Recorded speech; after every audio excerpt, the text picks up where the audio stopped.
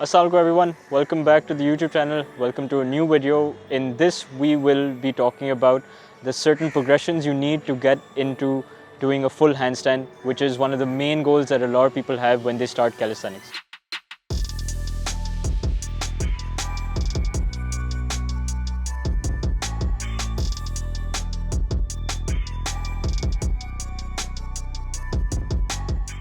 Now we need to try and understand exactly what the handstand is all about. So handstand is a balance component, it is a skill where you are making sure that your center of mass, so i.e. your hips, around there, is right on top of your base of support, which is your hands. As long as your center of gravity is on top of the base of support, you will always find balance. Now, just to make sure you understand a bit further how exactly to use your hands, you need to make sure that you're actually grabbing the ground so that you get that grip, so that you get that sensation that you can use your fingertips to balance a bit better. Mainly, the two fingers that will be doing all the work are the index and the middle finger. The rest are just there for moral support, nothing else. The thumb will just be there, the ring and pinky cannot provide you that much support, but your middle and your index finger are quite strong. That is where you will find most of your balance, most of your power from. Mainly, you want to make sure that you get your wrist in this direction rather than all the way here, because you won't be able to shift weight forward. Get your wrist slightly forward and weight is shifted right on top of your knuckles. So not all the way onto your fingers, because if it goes onto your fingers, your wrist goes into this extension position and it won't feel that comfortable. You can hurt yourself. Bringing it slightly back, shifting weight onto our knuckles is what we want to do, and properly grab the ground just to make sure that we are actively balancing ourselves with the power of our fingers. So there are many ways to get into the actual handstand. The way that I like best is just kicking straight into it, and it requires the least amount of strength. So set yourself up, try and kick into it, find your balance, which I'm not doing very well right now, and this is where you'd want to hold. Try and straighten yourself out, get that nice clean line all the way from your elbows, your wrist, your shoulders, your knees, your feet, your glutes, everything in one nice line. And this is what we're going to be learning today and seeing what progressions and what steps to take to get there. One of the first movements that I love to teach all my clients when they are trying to go for the handstand and they have a solid base with their shoulder strength is the chest to wall handstand. So this is where you'll have your hands on the ground, your feet on the wall, and you just start walking back.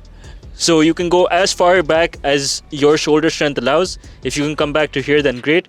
Main thing is that you don't want to fall onto the wall and take all the support from it.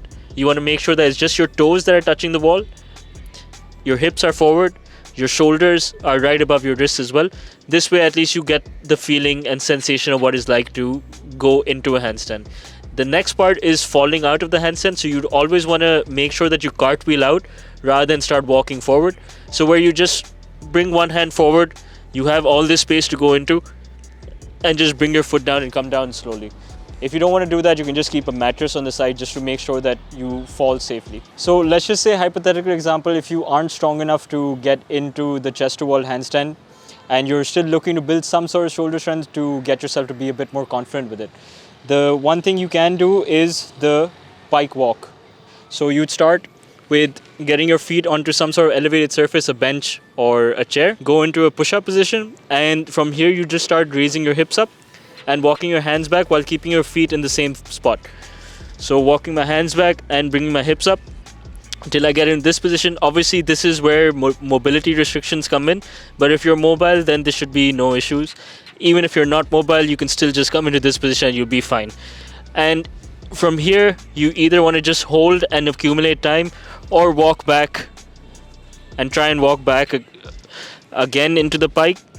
And this way, at least you'll be building some sort of stimulus to make sure the shoulders get a bit more stronger, and then the chest to wall handstand becomes more comfortable for you as well. Let's say if you are strong enough that you've gotten into the chest to wall handstand, you feel very comfortable.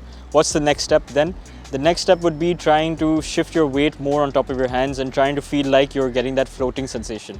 So if we go back into the chest to wall, we walk ourselves back, and from here we want to focus again, not staying on the wall, being slightly forward, and just trying to get one foot off, trying to feel that weight shift from the back to that front direction, and switch feet, or if you don't want to switch feet, you can even just bring both feet together and try and hold, bring both feet back onto the wall, and just try and practice this as much as you can, because again, until you don't understand the weight shifting onto your fingertips, onto your knuckles, you won't understand how to balance the handstand itself away from the wall.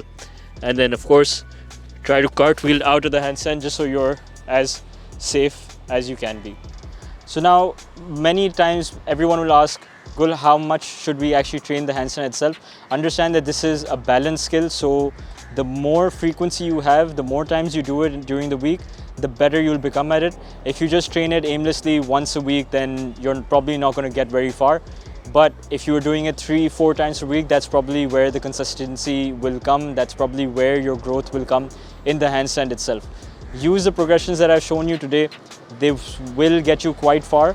Alongside that, there are many other strengthening movements that you can do for the shoulder, and just try to understand how to use your hands and your fingers to make sure that you can balance effectively. That's all for this video. I hope you guys enjoyed it. I hope you learned something useful. Please like, share and subscribe, and see you next time.